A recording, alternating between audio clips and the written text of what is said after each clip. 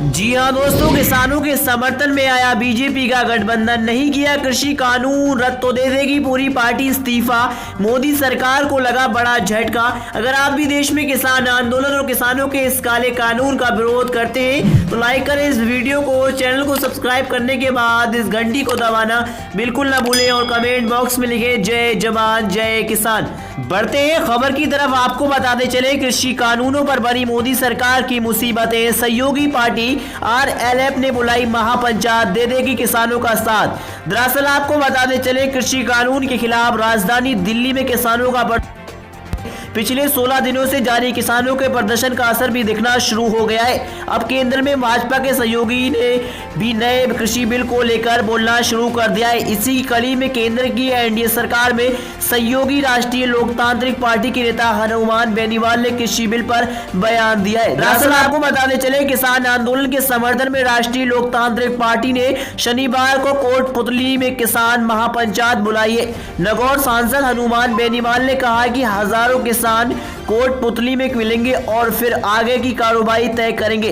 आपको बताने चले, सरकार को एमएसपी बढ़ाने और किसानों की बात सुनने का काम करना चाहिए। बताते चले, शुक्रवार को ट्वीट करते हुए नागौर सांसद हनुमान बेनीवाल ने कहा है कि प्रधानमंत्री नरेंद्र मोदी जी, केंद्रीय गृह मंत्री अमित शाह जी देश के अन्नदाताओं की भावना को समझे और किसानों की मांगों पर कृषि बिल वापस ले, अन्यथा ये किसान आंदोलन देश भर में होगा। आपको बता दें कि इससे पहले करीब 11 दिन पहले हनुमान बेनीवाल ने अमित शाह को पत्र लिखा था। उन्होंने अपने पत्र में लिखा था कि अगर केंद्र सरकार ने तीनों कृषि बिल वापस नहीं लिए तो उनकी पार्टी एनडीए को छोड़ देगी। आपको बताने चले, पीएम मोदी ने कहा है कि कृषि क्षेत्र और इससे जुड़े अन्य सेक्टरों के बीच दीवारों को हटाया जा रहा है। इन रिफॉर्मर के बाद किसानों को नए बाजार, नए विकल्प और तकनीक का ज्यादा लाभ मिलेगा। तो दोस्तों, आपको क्या लगता है कि एनडीए यानी महागठबंधन से आरएलपी पार्टी अलग हो जाएगी? हमें अपनी राय कमेंट उसमें जरूर बताएं। और आपको क्या लगता है कि तीनों कृषि कानून सरकार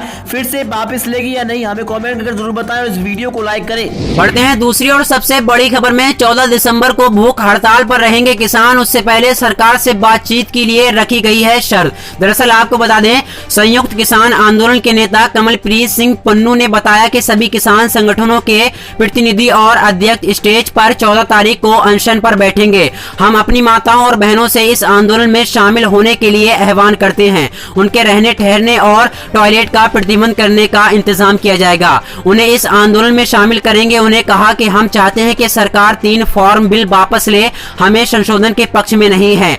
पन्नू ने कहा कि अगर सरकार बात करना चाहती है तो हम तैयार हैं, लेकिन हमारी मुख्य मांग तीनों कानूनों को रद्द करने की है।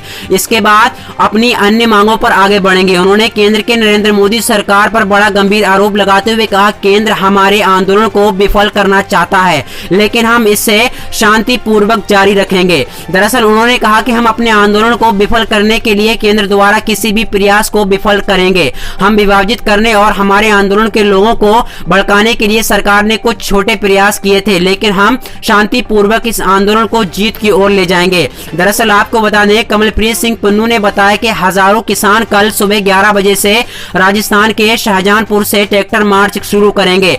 जयपुर दिल्ली मुख्य मार्ग को अवरुद्ध करेंगे। हमारे देशव्यापी अभियान के बाद हरियाणा के सभी टोल प्लाजा आज मुक्त हैं। दरअसल आपको बता दें, केंद्रीय कृषि मंत्री नरेंद्र सिंह तोमर के साथ बैठक के बाद हरियाणा के उप मुख्यमंत्री दुष्यंत चौटाला ने कहा कि अगले 24 या 48 घंटे में केंद्र और किसानों के बीच अगले दौरे की बातचीत हो सकती है। उन्होंने कहा कि जब तक हरियाणा सरकार में मैं हूं, प्रत्येक किसान के लिए एमएसपी सुनिश्चित किया जाएगा। हरियाणा सरकार इस समय स्थिर है और एमएसपी मुद्दे पर हमारा ठोस रुख है।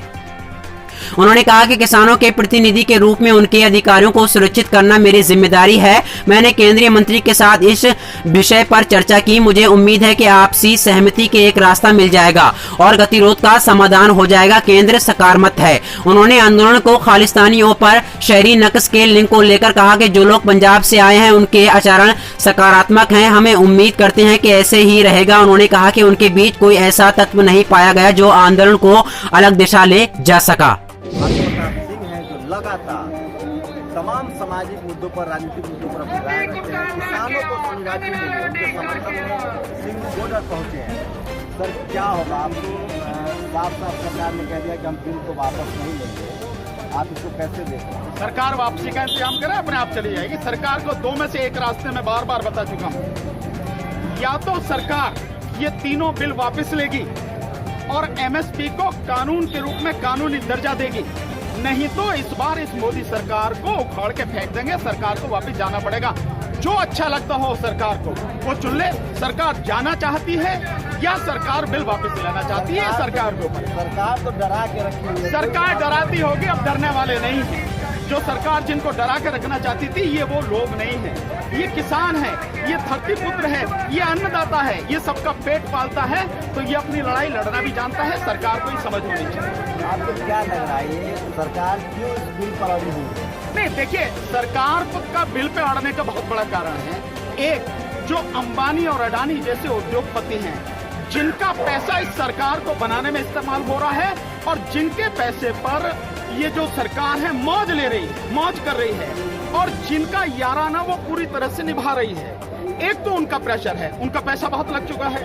अडानी के कई जो है मतलब गोदाम बन चुके हैं।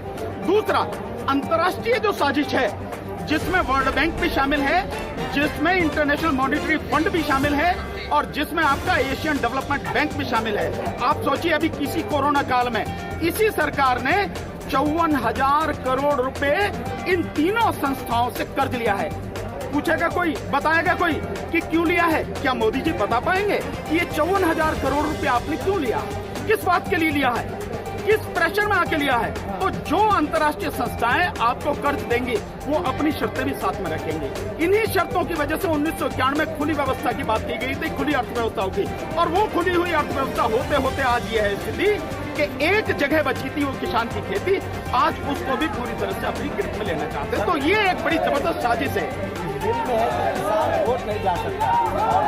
और सवाल है कि सेंसर जो कम्युनिटी एक्ट था, जरूरत से ज्यादा चीजें आप नहीं कर सकते, दोनों खत्म कर दिया गया। सबसे क्या असर? समझिए, आप देखिए, चलिए मैं मान लेता हूँ, और अब ये सरकार कह रही है, जो प्रस्ताव आया है उसमें कह रही है कि एसडीएम को छोड़ के आप कोर्ट में भी जा सकते हैं। मुझे एक सवाल का जवाब दे, जो कोर्ट यहाँ की सुप्रीम कोर्ट तक भी केंद्र सरकार के, मोदी सरकार के इशारे पर काम करती है, एक भी काम आज तक सुप्रीम कोर्ट ने मोदी सरकार के खिलाफ नहीं किया, और चीफ जस्टिस भी सरकार के पक्ष में फैसला देके राज्यसभा में जाके एमपी बन के बैठ जाते हैं। आप उस कोर्ट से किस बात की उम्मीद करोगे? दूसरी बात, इन्हीं कोर्टों में 3 करोड़ से ज्यादा मुकदमे पेंडिंग है, 3 करोड़ से ज्यादा मुकदमे।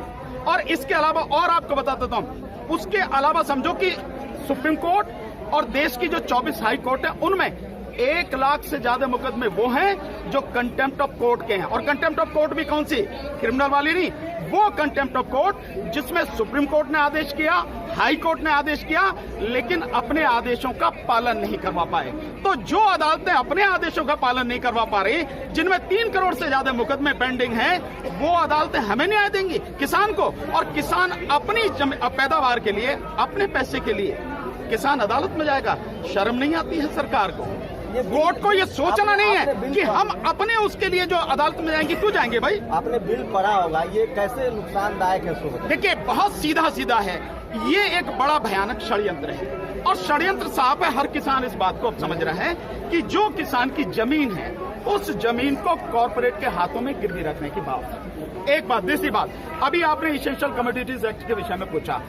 पहले जो सीमा लगाई गई थी कि भाई एक सीमा है, आप उससे ज्यादा स्टोरेज नहीं कर सकते, उससे ज्यादा आप जो गल्ला है, जो धान है, गेहूं है या कोई भी फसल है, उसको आप स्टॉक करके नहीं रख सकते। उसका कारण था, अगर पैसे वाले लोग सारा गल्ला खरीद लेंगे तो जो पीडीएस सिस्टम है, जो गरीबों को इस देश में आज की तारीख में तो सरकार ही कह रही है कि 80 करोड़ से ज्यादा लोग गरीब हैं। और पहले भी इस कांग्रेस के जमाने में जो फूड सेफ्टी बिल जो बना था, वो जो उसके बाद में इस सरकार ने भी उसको माना, उसी के हिसाब से 82 करोड़ लोगों को जो 3 रुपए किलो, 2 रुपए किलो, 1 रुपए किलो चावल, मोटा अनाज देने की बात थी। इसका मतलब सरकार मानती है, और इस सरकार ने जो कहा है कि 80 करोड़ लोगों को 5 किलो अनाज, 1 किलो चना देंगे ताकि वो लोग जिंदा रह सके। यानी 80 करोड़ लोगों को आपने भिखारी बना दिया। इतनी बड़ी संख्या में जिन लोगों को अनाज देना है, तो आपने जब सारा सब कुछ कह दिया कि व्यापारी अपने आप खरीद लेगा, स्टॉक करके रख लेगा, फिर आप पीडीएस में कहां से दोगे आप लाके?